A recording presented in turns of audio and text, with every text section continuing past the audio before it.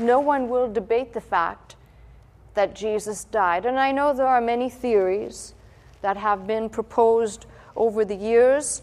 In fact, I may touch on Dr. Scott's few points in his theories today, perhaps, if I get around to it.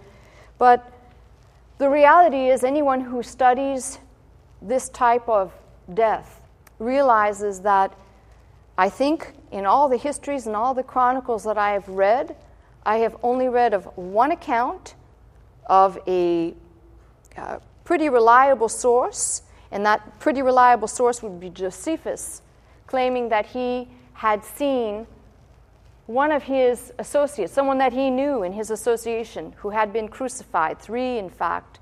They were all taken down, one was brought back to at least survive, the 2 others died.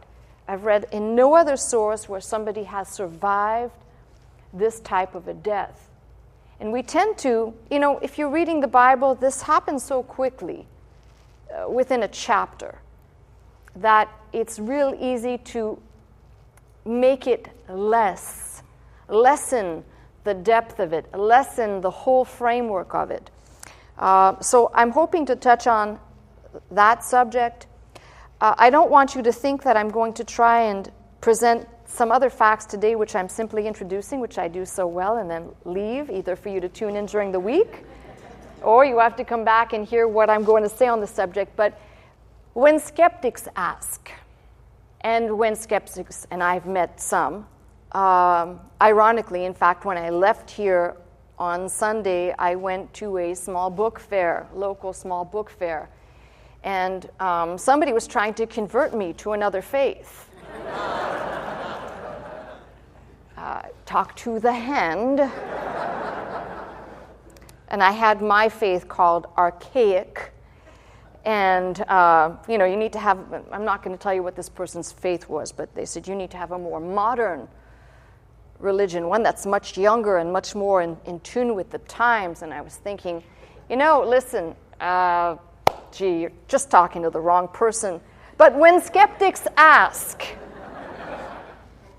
you need to be able to look at not just the New Testament, but the Old Testament. And the reason for this is very plain. Now, the people who will look at what I'm going to say will then go back to say, well, we discount the Old Testament because we have no credible writers, and for all intents and purposes, it is just a bunch of mythological stories pasted together. Those are the skeptics that will tear apart what I'm going to say. So listen, I'm well aware of all of the people out there that I may say something and then it's torn apart anyway. That's life. Having said that, the reason why you need the Old Testament to understand why Christ had to come and why he had to die the death that he had to die is not just so that prophecy could be fulfilled. It's not just so that all of the things that were said by the prophets in the law could come to pass, but something at the very beginning in the book of Genesis that becomes the point of departure in the need for man to be delivered. I've used the term many times. I think it's my words. I've always said to you, Adam plunged the blueprint of humanity into his sinning way, into his likeness. And as man began to move on from the garden after the fall, lifespan is shortened, people begin to die a lot quicker. And the reality, going back to the garden, is that I believe in the flesh that Adam was created from the dust, and how, in the method and manner that he was created, and that God breathed into him the breath of lives. At that moment, Adam was in perfect communion with God. And we know, for sin comes death. The moment that they disobeyed God, that is where the blueprint deviates from God's intention of the perfect man in the garden. So, without that connection, you've got people that will say, well, I don't understand. I once heard, I think it was some comedian on late night TV say, it's the stupidest thing I ever heard. God sent his only son.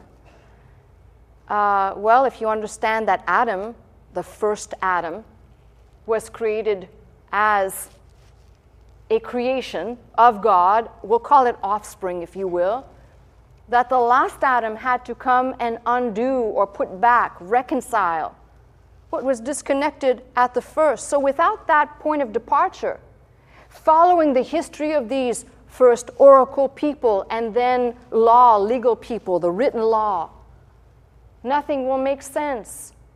Even the New Testament will not make sense, and the need for Christ to come. Now, for my Jewish friends, and I've sat many times and argued this, for my Jewish friends, your Bible, your scriptures close at Malachi and tell you nothing more about your future. They give you no hope, no promise. There's no eternal life. The book ends with a curse. That's how the book ends. So if one was just studying the Old Testament, you'd say, well, what's the solution? We do know that the sacrifices stopped. We do know that the set times, although they are still being celebrated by the Jews, the sacrifices have stopped. So tell me how someone is delivered from sin. Tell me how someone is delivered from guilt. And then this argument always evolves. So when skeptics ask, why even bother studying this? Because the reality is this whole book put together by so many different writers at diverse times tells us the unfolding drama of redemption, that without the Old Testament, if we just happen to read a New Testament, it probably wouldn't make sense either. What's the point of having genealogies that open up the New Testament canon to tell us about the son of and the son of who begat? In other words, all of these things are tied together. Now, this is self-evident for people who study the scriptures, but for skeptics, that's a completely different story. Now, there'll be people that'll say that that's all a bunch of mythology and it should be put on the same plane as all the other creation accounts of all the other sources. And if you say that, I'm sorry, I can't help you. And I say that because it requires studying. It does not require that you feel something. You can feel something later, but it requires that you study these things comparatively to understand the birth and the genesis of all of these other creation accounts, that if you watch them very closely, even if you weren't a very learned person, you'd see the streams that flow from what seemingly are a common source and then a corruption of that common source. So when skeptics ask, the first thing that I start with is, there's something that is undeniable. There is something that will happen to you whether you are a Jew, whether you are a Muslim, whether you are a Christian, or whether you believe in nothing except yourself. Death. That's certain. Maybe people deny that they were born, and wow, I want to talk to you. I would like to know what you think of how you came to be, but there's one thing that is absolutely not going to be budged out of this conversation, and that is death. And then there'll be people that will come and say, well, because you believe that people must die, we don't need to believe that death is the end, or we believe death is the end. But no matter where you're coming from, you have to deal with that one fact. Now, there are people who believe, of course, in reincarnation, that the soul or the essential self never dies but comes back again. Now, if that's the case, and you don't get to choose what you come back as, then I may have killed many of my enemies driving on the highway when they hit my windshield. If you're asking me to give you something a little bit more solid, there are concepts that we can glean both from the Old and New Testament that give us something to hold on to, a little bit more realistic than just random, being caught in a random wheel somewhere. So this death that occurs to every man, you have the choice, by the way. You have the choice to believe that when you die and there's nothing else. But the very message that Christ came to proclaim when he said, the kingdom of heaven is at hand, and he began to speak of himself. And just before the raising of Lazarus, he says, if you believe in me, if you have faith in me, not me, Jesus is talking, you'll never die. You'll have life everlasting. Now, I know that's plagued from the most solid believer who says, I believe this, but how?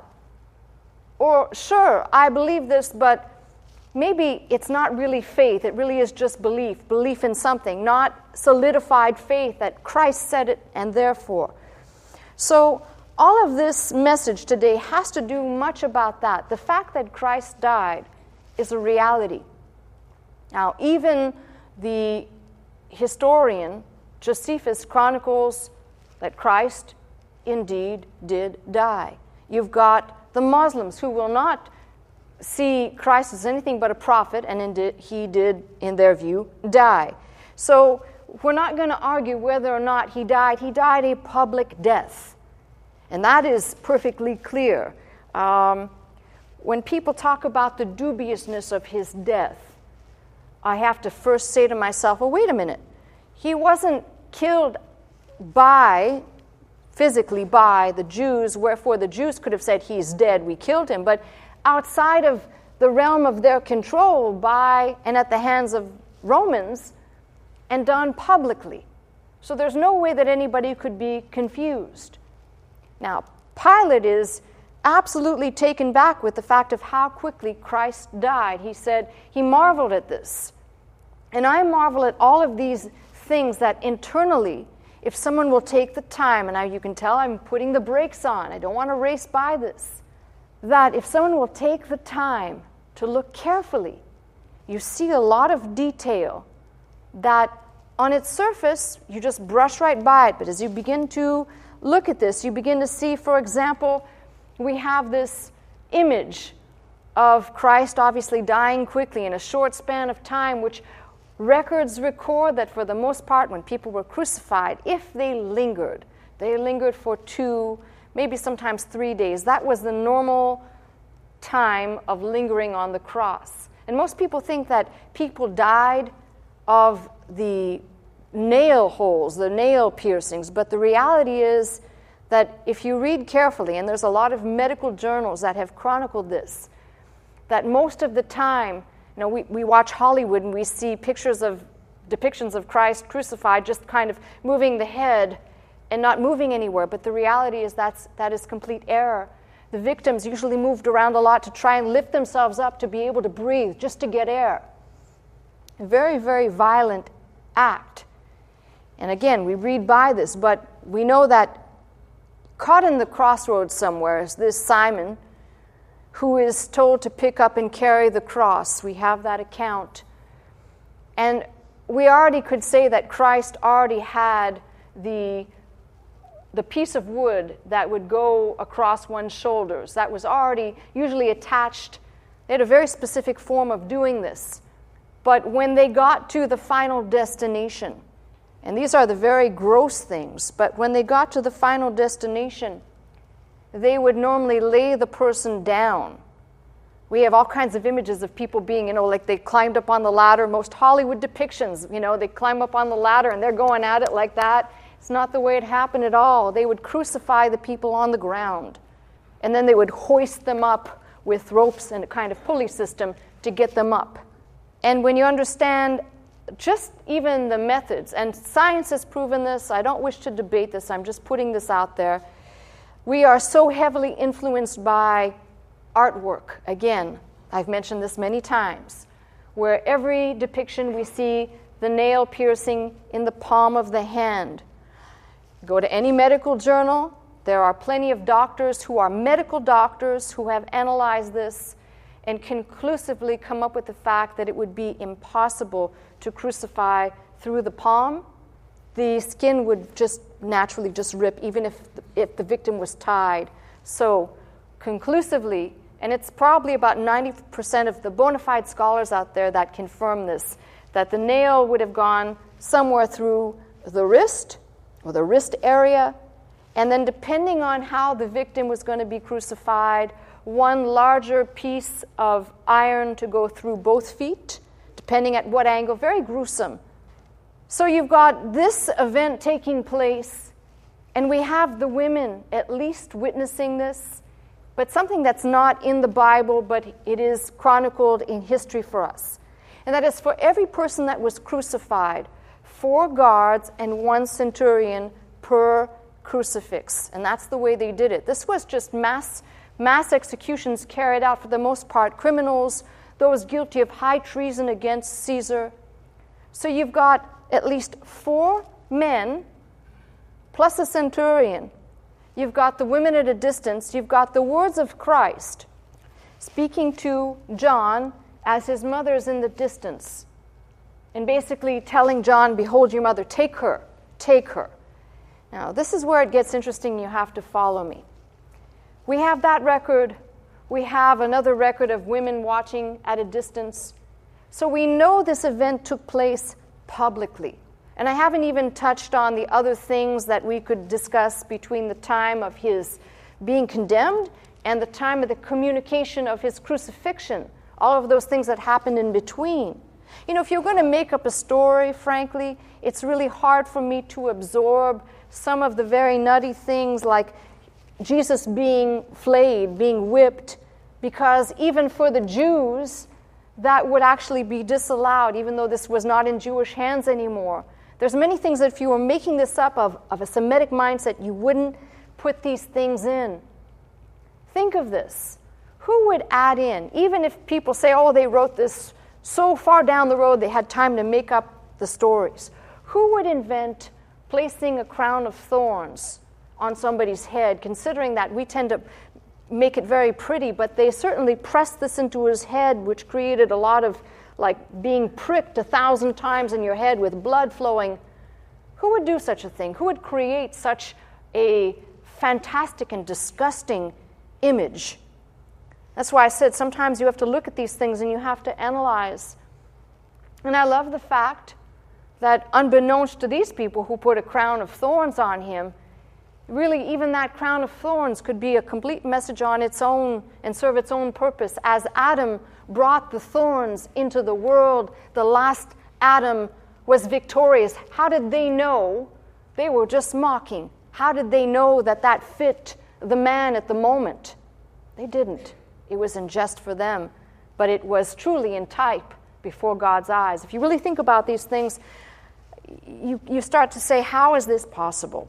Now, as I go back to this, there's something interesting that happens we're not told about in the Bible. And I'm normally one to open up and say, turn here, but I need to do a little bit of this legwork before we go anywhere inside the scriptures today. And that is this person who will be introduced, Joseph of Arimathea. Hugely problematic for most people that he just appeared and he's going to, after Christ dies, beg for the body of Christ.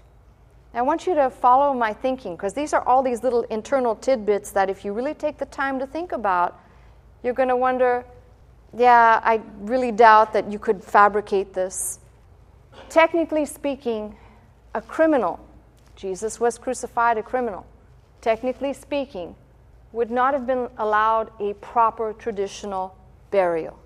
That is the way the law worked. Jewish law, for the Romans, they didn't care. And if you fall into the camp of Dominic Cressant and the Jesus Seminar people, they say that Jesus' body was thrown in a pile with other bodies, taken off the cross, thrown in a pile with other bodies, and wild dogs ate it. And that's why you can't find the body. And I'll come back to that, because that's extremely important to make a footnote of why some of these things that are propagated and people consume these books at large. But theologically, you cannot even entertain that for one reason, and I'll just say it right now, lest I should forget, God forbid, it's quite important. Because if Jesus Christ did not raise up in a body, in a physical body, he wasn't a ghost. If he didn't raise up in a body, he did not undo the curse. And if he didn't raise up in a body, our faith is vain. He couldn't have raised up as a ghost, as a mere apparition. That's a deep subject. I don't even want to go there right now. That's probably hours of research and presenting why. But that became a huge controversy. If you read church history, many people propagated the idea that Jesus was either only a phantom in his life or was a phantom after resurrection.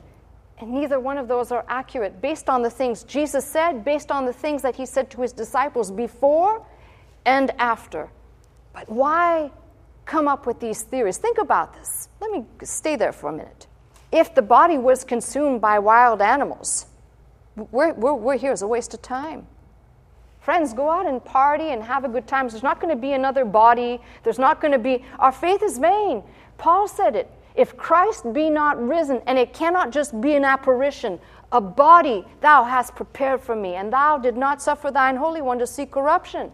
Therefore, all of these little tidbits, you begin to pick off the theories, and you think, wow. But I digress a little bit, back to the person of Joseph of Arimathea. So why this is interesting is technically, although Jesus was crucified a criminal and should have been buried as a criminal, we find Joseph of Arimathea coming to beg for the body. And the question is, why Joseph of Arimathea? That's a good question. See, if we were looking for next of kin, we would probably go to either Mary, but she wouldn't be allowed to do that. Mary, the mother of Jesus. We'd probably look to James, the so-called brother. But probably because he was very vested within his own realm of Jewish circles, probably not. Remember, while Jesus was alive, both Mary and James and the rest of the family sought to put him away. They thought he was a little nuts. So, Joseph of Arimathea. But not insane and not completely off the chart if you consider that Joseph of Arimathea would have taken the place of typically of a kinsman redeemer.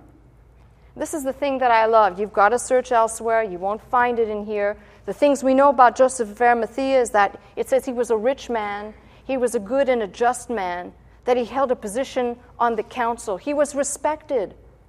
But we also know from other sources that Joseph of Arimathea would have been, technically speaking, Jesus' uncle. That is, the Virgin Mary's father's brother, making him the kinsman redeemer, if you will, for that piece of property, that most precious piece of property, now laying dead, Jesus of Nazareth. Now, these ideas, feel free to go and check them out, but the problem, most people will not discipline themselves. Yes, there's a lot of fancy legend and lore that circulates around Joseph of Arimathea, but you've got to know how to sift it out. I do believe, by the way, on the subject of Joseph of Arimathea, he and Nicodemus did come, and not only did they get the body. You know, we have two different records here, but you've got to put it all together to make it harmonize. There's no way that Joseph of Arimathea could have just taken the body down off the cross himself. We're talking about 8 feet of linen, and the method of lowering the body would have required multiple hands. We at least know Joseph of Arimathea was with Nicodemus, and these two, plus others, which we don't know, lowered the body. Now these are the thought-provoking questions. I wish that I could just stir some of you up. Maybe you've already asked these questions before. Why on earth did Nicodemus have 100 pounds of spices? Well, that sounds reasonable to me. Doesn't it sound reasonable to you? But let me give you an idea of how unreasonable that is. When they buried Rabbi Gamaliel, the prominent rabbi of this same period, when they buried him, he asked to be buried in a very humble way. He didn't want all of the grandeur of funerary, what normally would go on. And they did do that. They buried him in a very humble fashion. But instead of using the normal 20 pounds of spices, they used 40 pounds of spices. And that seemed to be over the top, ostentatiously. That was the grandeur, if you will, for his body. So now figure that the average person requires 20 pounds of spices, and they used 5 times as much. Or at least Nicodemus had 5 times as much for the body of Jesus. And you begin to think, what on earth are these people doing? Do you know what it would be like to drag around 100 pounds of spices? Oh yeah, come on, we're 100 pounds of spices, a dead man's body wrapped in linen. So that's why I said there had to be help. Even if Joseph and Nicodemus were there, they had other helpers, because there's no way that one guy just dragged the body along. Come on now, he's in a little sleigh or something. Come on, let me drag the body, get the spices. So It's this type of thinking why I said it's really important that you take the time to consider these things. Now, many theories have been proposed regarding Joseph of Arimathea. I'm quite certain in what I'm saying, and I say I'm quite certain in what I'm saying on this wise, that after the fact, Joseph of Arimathea just disappears. We don't see him again.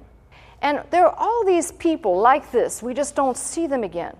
For example, I'm sure this has happened to you. If you ever met somebody, you're on a plane, you're on a train, you meet somebody, you talk to them for a while, and you never see them again. There had to be a purpose. I don't believe it's just random. There had to be a purpose of why you crossed paths with somebody. It wasn't just because you were bored or they were bored or because they needed to offer you a breath mint. That is a must-carry, by the way, in your travels. Never mind. God places people at set times usually for a reason. Then sometimes we don't see them again. And here, there's a chock full of these. I think of Zacchaeus, introduced for a purpose and then just disappears. The same thing with Joseph of Arimathea, the same thing with Nicodemus. Now, if you're going to look and press, you have to ask the question, what happened to Joseph of Arimathea? Remember, he and Nicodemus, as I pointed out last week, sat on that council of the Sanhedrin. Let me ask you this. Do you really think that that was kept a secret? That when Joseph went to beg for the body and Nicodemus, and they came and prepared the body, do you really think that would be kept a secret? Or these other people that were so adamant about putting Jesus to death would have heard, and they would have heard about it. Well, who took the body? Well, who did this? I could just hear Pilate. Was one of your own.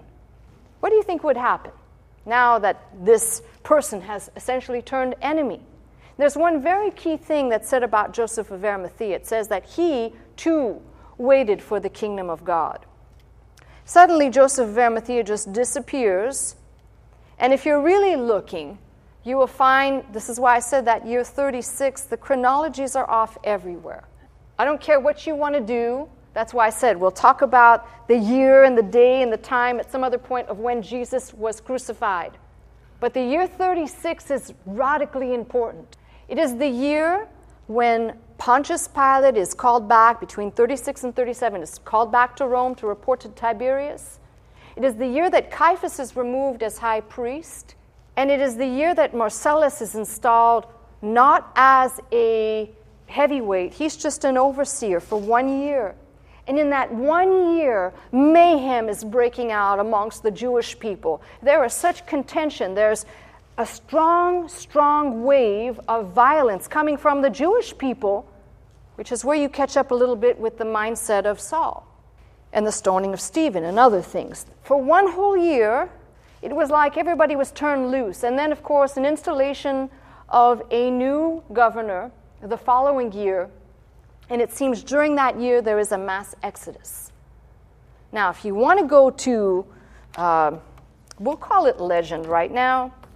If you'd like to go to legend, you can go read the New Testament Apocrypha, which contains in it in the Gospel of Nicodemus, which is a very late writing, but will tell you a little bit of what is said elsewhere.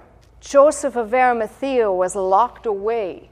He was actually detained, not put in prison to be a prisoner. He was detained by the Jews for a time because he did this act of burying the body. Now, I've skipped over a whole bunch of stuff, but something, whether you believe these legends or not, something happens to him while he is being held. He's let out of prison by a presence that surprisingly sounds like a lot of these other accounts where an angel appears or where the Lord appears. And then the next place you find him, in legend, if you will, but I don't think so, recorded by Cardinal Baronius in the late 1590s as he was writing something that took him 30 years to write, the ecclesiastical history, if you will, says that in that specific year that I'm referring to, and it's off by 1 year. Remember, there was no 0 AD or BC. The account is that Joseph of Arimathea was put out to sea in an oarless boat without a sail, essentially put out to sea to die. He and a group of other followers of the way. Now, if you pick up in what is supposedly legend, but if you pick up in legend, you find that they find their way to the south of France, which became that big tomb of writing that came out in the late 70s and early 80s about the findings in the south of France, and then later on sailed up to Britain to preach and do what he did, and ultimately dies there at Glastonbury. Now, whether you believe that as lore, legend, there's one thing that is absolute. The reference to him being incarcerated in prison, held in detention, and the reference to him disappearing. He and this band of people who just disappear out of these pages. Now, a little bit different from our followers of Christ, such as Peter and such as the ones that we have a written chronicle of. These just disappear. So there are these factors to consider. Joseph of Arimathea is one of these people that mystery will, I'm sure, always surround his person. Nicodemus likewise. And an interesting thing, as I said, is that year 36, which is hugely problematic for people. I'm just going to say this also, and you can say, okay, she said it. It's problematic because people's reckoning of the year of Christ's crucifixion is wrong. Most people say Christ was crucified in 33 AD. Is that what you normally hear? Yes. Right. The only problem is if you go to trace back the year that he was born, the best sources will put his birth at somewhere between 7 and 5 BC. So if you begin to do the math and you realize that, yes, there was an error in calculation that occurred and there is no year zero, Houston, we have a problem. So you either have to believe 33 AD and that Jesus was born in the year zero, which does not exist. Maybe it does, and we just haven't found it yet. So that's why the reckoning is important. Furthermore, for you who love to do this on the internet, please, I'm going to spare you.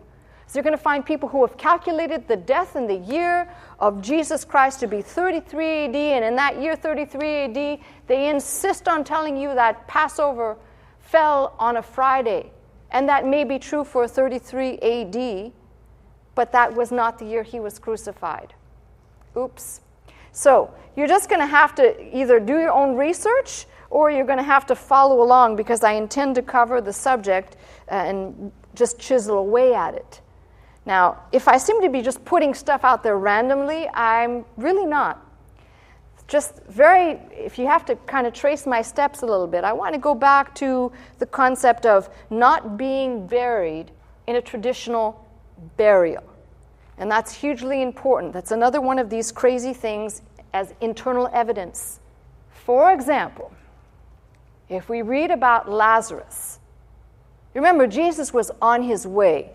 That would be John 11. Jesus is on his way, and he finds out that Lazarus is sick and on the verge of death.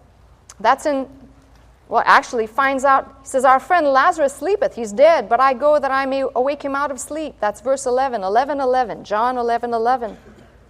And then Jesus said to them plainly, Lazarus is dead, but I am glad for your sakes that I was not there, to the intent ye may believe, nevertheless let us go unto him. Why is this so? You'll hear one of the women say, she's actually mad. If you would have gotten here sooner, he wouldn't have died. And the reason is very simple. Lazarus had to be dead. She says it's already the 4th day now and he stinks. His body is decomposing. It's putrid smelling. Why? Because right nestled in here we know that by the reckoning of the Jews, they didn't have, like we have, the coroner's truck and all the investigative material. The way the Jews did it was really simple. 3 days and 3 nights certifies you are dead. That's it. So now it's the 4th day. So this is bona fide information here. No one would debate this, the fact that when Jesus calls Lazarus from the tomb, And he's bound, and it must have been a terrible sight to see, but spectacular nonetheless. He was dead. He was dead. He wasn't just taking a sleep or a nap. He was dead. All right, 4 days dead. Now, I think we made that point abundantly. What I want you to see in here is that if you, in your own time, will read this, you will find that it says, many of the Jews came to Martha and Mary to comfort them concerning their brother. Lazarus was not a criminal. He just died. So here's where Jewish law kicks in. You've got to follow me with this. When a relative dies, Jewish law prescribes that you do not leave your house for 7 days. You do something called sitting. Even modern Jewry still abides by this. You sit Shiva for 7 days. For 7 days you mourn. If it's your mother or your father, your sister, your brother, somebody who's real close to you, you sit for 7 days and people come to you and you mourn for your loved ones. Then after that, there is a 30-day window that opens up where you can start resuming your normal life. You're still grieving, and then after that said period, you're free to do whatever you want to do. Resume your normal activities. So here we have a small window into Jewish life. Here are the Jews coming to Martha and Mary to comfort them. And if you'll read this in your own time, you'll find twice it's mentioned they were grieving in the home. This was customary. Elsewhere, we read in another passage about the raising of Jairus' daughter. And you'll find they all gathered around because they said, the maiden is dead. They were all gathering around. They had minstrels, by the way, playing music, and they were mourning in the home. This was the leader of the synagogue. This was customary. You came to the person's house, you grieved there for 7 days. Now, the body didn't remain there, but you grieved in the house for 7 days. So what is so radical about this death of Jesus, even though he was buried as a criminal, and I'm going to come back to that again, is the fact that there wasn't the normal type of mourning that took place. As the law would prescribe, and here's the law. The law says if you have a loved one who is a criminal, who is convicted, and a life sentence is carried out, this is what's interesting. You're not allowed to grieve. You're not allowed to cry. You must carry on. They don't deserve the homage and the respect and the dignity of a burial. Keep that in the back of your mind. And then fast forward to the women at the tomb. Now, all of this, I'm trying to break some traditional mindset that we read this and we tend to be like we have blinders on. We think we understand this, but we really don't, because this was not written in the mindset that we have. This was written from Semitic. I don't even care if you want to say, well, this was written to the Gentiles, to explain to the Gentiles. Yes, from a Semitic mind who understood the rituals and the customs. We have these two tombs that people fight over yet today. Which one is the tomb of Jesus? Yes? Well, I find it remarkable because even if Jesus didn't raise from the dead, his bones wouldn't be there anyway. See, it was customary in that day to put somebody into a tomb, have their body decompose, come back, get the bones, and the bones would either be put in a common pit burial place with other relatives, or the new fancier way, an ossuary. You all remember the finds of the Caiaphas ossuary, and everybody made a big brouhaha about it. Wow, we found the ossuary of Caiaphas, and indeed it is the ossuary of Caiaphas, with great certainty. I don't say that because I'm one of these people that says, give me something to touch, but it's quite certain it is. That was customary. We tend to think we go to these sites because people have venerated them. But even if Jesus did not raise up from the dead, his body wouldn't have been there anyway, because once the body had decomposed, hence the spices and all the things to help the putrefaction process, say that 5 times, to keep the smell and everything, so it makes it go faster, but it keeps the smell down, keeps the stench down.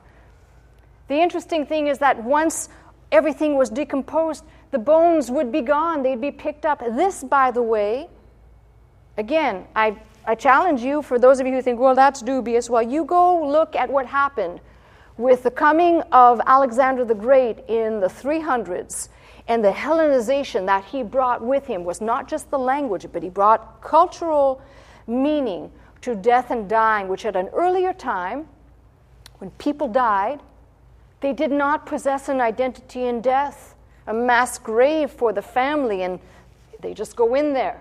He brought with the importance of keeping one's identity in death. So now, fast forward 300 plus years later, and this tomb, which very clearly, this is the important thing, we can read right by this, where it says of Joseph of Arimathea's tomb, where no man had laid before. Do you understand why that's there now? Because it was customary to put multiple people in there to let that process occur and then to remove the bones. But one other factor about this tomb which is equally perplexing, and that is it was away from anything that had to do with Mary and her kindred and her, because they kept these things. This was perpetual. This was customary. Why? Because he was condemned as a criminal. And once you get that in your brain, here comes the next most important part. The theories that have been hypothesized, including one that I really like it a lot. You know, a lot of people will read Dr. Scott's pulpit and they think Dr. Scott came up with a lot of these, but these have been propagated for at least 200 or 300 years in terms of studies. And one of these theories that was highly promoted regarding the empty tomb was promoted by a man named Dr. Cursop Lake, who was an immigrant here, but he died about 15 miles from here in South Pasadena. And that was his theory, that the women went to the wrong tomb. He was a big, that was his thing. The women went to the wrong tomb. But let's go back to that. Let's talk about this tomb. I don't want to run away from the tomb just yet, because that's too easy to say, well, we've proposed this now, let's move on. I want to just take the time to think about something. Very clearly in the records, and you'll have to read them on your own time, because I'd like to be able to read them all side by side. You do it as your homework. But you'll find that as Joseph of Arimathea and Nicodemus are burying the body, preparing the body, placing the body away, women are there. And we know for a fact that if there was any question about the tomb, anybody could have done the following things. They could have asked Joseph of Arimathea, take us to your tomb. They could have asked Nicodemus, take us to where you helped Joseph of Arimathea. They could have asked the two women, even if the two women were so taken with grief and crying and everything else, they would, believe me, they would have remembered for this very reason and this reason alone. The Jews went and said, we heard that this fellow said he's going to raise up on the third day. So they placed this big stone in front and guards are there. Now you tell me, how many tombs do you think in that area would have a large stone? Yeah, that's my thinking as well. Like, if you really weren't sure, which one of these tombs here has a large stone that would take 20 men to move? And that's why I keep coming back to this, because that empty tomb we must not just do what Peter did. He ran, he looked in, and he ran away. Typical, impetuous, impatient. Got to take the time to just realize that there are so many factors involved in how, if someone was going to fabricate something, why would you add the addition of having them put a stone and sealing it and place a guard there and add to that this fantasy? Wow, whoever wrote this had to have consume some good mushrooms or something, because they want you to believe that in each one of these accounts, although they do vary by degrees, we have women going to the tomb and we have angels that are there. If you come and tell me that an angel told you something, you saw an angel, and an angel told you some instruction, I'd say, But typical and perfectly in concert with the rest of the story, then, I don't have any issue with it. But the radical thing is about the tomb. And as I said, in terms of how death was understood, if you want to get an idea of how death was understood, go back and read the New Testament, find the places where people died and recognize what was going on. Then you'll recognize what is uncharacteristic about these events. Now, because I see I'm running out of time, and guess what? I haven't even gotten to my message. How does this happen? This is very unfair, but I'm starting to really dislike the clock. What I want you to know is there are several things that if we were going to start piling up the evidence, we would say without a doubt, Jesus died. That, I believe, even with the spear being pierced into Jesus' side, where it says blood and water came out. And of course, if you're not willing to just take that one vignette, which, by the way, spun on its own into a whole sect of, if you believe in that, the spear of Longinus, that whole spectrum, how Hitler was collecting things, and had he brought someone from China to replicate the spearhead, which actually in reality is only a duplicate that's sitting in a museum, but in fact the original was smuggled away. I know you're going, wow. But the original was smuggled away to Antarctica with other artifacts that they were hiding. Yes, it's quite fantastic. But you think of it this way. Movies have been done on these things. Raiders of the Lost Ark, although it was totally wrong. But it always takes a little kernel of truth. You can twist it and spin it out of whack. But there's always a kernel of truth right there. And what I'm saying to you is many books were written by doctors, real doctors, not quacky doctors, real doctors writing on this very subject. In fact, it's probably noteworthy that I compiled, and I didn't bring it here, but I compiled a list of people who studied the resurrection, who were either lawyers, and all of these who started off as skeptics, who once investigating as only lawyers can, came to the conclusion the tomb was empty, he came out of that tomb, he rose. Many doctors, when you start to look at this, you start to think, wait a minute, are all these people delusional and crazy and weak and stupid? But these are learned people from an academic realm who have taken the time to investigate. So what am I saying to you? There are some radical things, and I'm going to close the message up by saying this. The radical things that I perceive, not just about the empty tomb. We say he died, that's for certain. That the tomb was empty, that's equally sure. And maybe next week we'll add Dr. Scott into the message, but all I'm going to tell you is with those two facts, he died and there was an empty tomb, I have some other issues to deal with. My other issues to deal with are this. It seems like everybody that Jesus, the risen Christ, encountered seemed to be surprised by him. Not like, surprise, but surprised by him. Here is Mary Magdalene, who comes to the tomb. She then runs back, reports that the tomb is empty, and then she's standing at the tomb crying. And she says, they've taken away my Lord. And she thinks Jesus is a gardener. They've taken away my Lord, and I know not where they've laid him.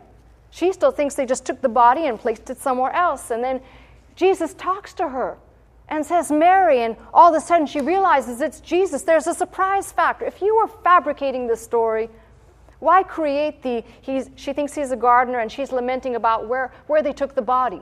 Obviously, she went to the right place because she's standing there talking to Jesus now. So forget about that theory, but she was surprised by the resurrected Christ. You've got other people like that. I think about the two people walking on the road, Emmaus Road, the two disciples. And here comes Jesus walking alongside them. Really, I want you to wrap your mind around what I'm going to say. Because people have proposed that Jesus really didn't die, but he resuscitated and he revived himself in the coolness of the tomb. But he would still, by the way, look kind of like a mutilated zombie.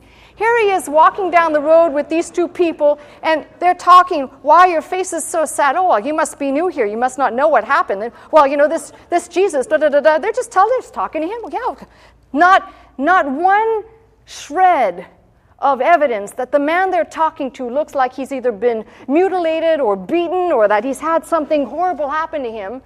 They just perceive that he's this new person, fellow tourist going along the road here, and he must not know what has happened until they invite him in. And in the breaking of bread, after he says they're slow to understand, because he starts to tell them about Moses and yes. And then in the breaking of the bread, they realize that this is him, and then he vanishes. I'm not sure how that took place. Were they watching 1 minute and then he was gone another, or did he... I don't know. Except he was gone. But they were surprised, and they were talking to him. And you've got Thomas. And of course, Thomas, if you remember, is absent on multiple times while they gathered in that upper room where the doors were locked, and he appeared and he said, "Peace." Not like that. And Thomas, when he finally appears, he says, "I won't believe it until I can put my fingers." There's a very key thing right there. Because he says, "I won't believe it until essentially I can touch," and very specifically, not ambiguously. He doesn't say if I can touch his hand or touch his hair. He says touch where the nails went in, touch where he had been pierced, very specifically, and seems to be quite surprised at that moment when he does, "My Lord, my God," just the reality of the risen Christ. But all of these appeared to be surprised by the resurrection.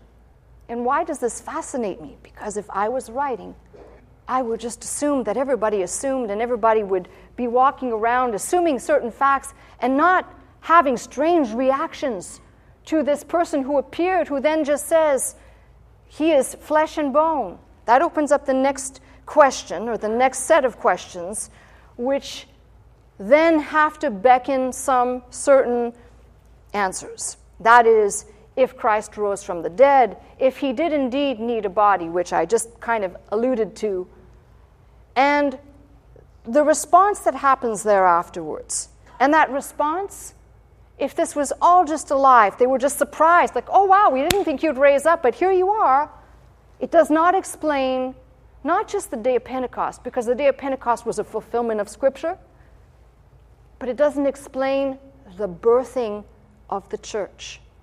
Which from my vantage point, if we were just making up a whole lie, let's all be content that we duped everybody, let's go our separate ways, and let's move on, right? But the birthing of the church, not just as Dr. Scott pointed out, the cataclysmic change in the people, in their nature, in their personalities, but the birthing of the church, the beginning of what we call the Church of Jesus Christ. That if it was birthed on a lie, how is it that these people went about now, and now we have a new introduction, which brings me pretty much full circle to the person of Paul. Not involved in the original group, not involved in a conspiracy, not necessary for him to lie about the fact that Jesus rose or any of these things, and yet he has that one encounter that changes his life forever, going from a person who vehemently hated Christians to the writer of 2/3 of the New Testament and heralder, and probably the one who rescued Christians from James's idea of the Jewish concepts that would have stayed grafted on. The church would have been nothing but a splinter of Judaism at Jerusalem, but instead the Church of Jesus Christ was birthed. Now, none of this, none of what I've said so far, believe it or not, because I didn't even get to my message, none of what I've said could be a validation of any kind, because I've just put out a whole bunch of information. That's all I've done the last couple of weeks, except for when you begin to gather it together and you realize that people, even people today, coming into the church, not realizing their need, just thinking their curiosity or their ideas or their speculation, come in and they too are surprised by the resurrection, the reality that Christ can change lives, not just by the testimony of Peter or by Thomas or by John, but hundreds of years of people who have come into the church as skeptics and as disbelievers, as people who would blatantly reject, and have been turned about by the evidence that indeed does demand not just, let's just decide whether it's true or not. Remember Dr. Scott's message, he always ended up, well, they were either telling a lie or they were telling the truth, and that's what you have to decide. Rather, I'd say this: death doesn't lie, and neither does the empty tomb. If he rose from the dead, if he did, and we might take that subject up next week, if he rose from the dead, it requires that you and I have a better understanding of what that means, that flesh and blood became the Word, that spoke, that told us all we need to know about the living God, and something else about what is yet to come. Now, if all of that is true, I have this certain hope, which the book of Hebrews calls an anchor of the soul, that from where I stand in my vantage point, I am tethered. I'm tethered in time, but my anchor has been thrown into eternity, where I yet will go, because he is risen. That's my message. I'm Pastor Melissa Scott, pastor of Faith Center, Glendale, California. I teach every Sunday morning at 11 a.m. If you'd like to attend services with us, simply call the 800 number, that is 800-338-3030, to join us. If you'd like to watch, listen, and learn 24 hours a day, simply log on to our website at www.pastormelissascott.com.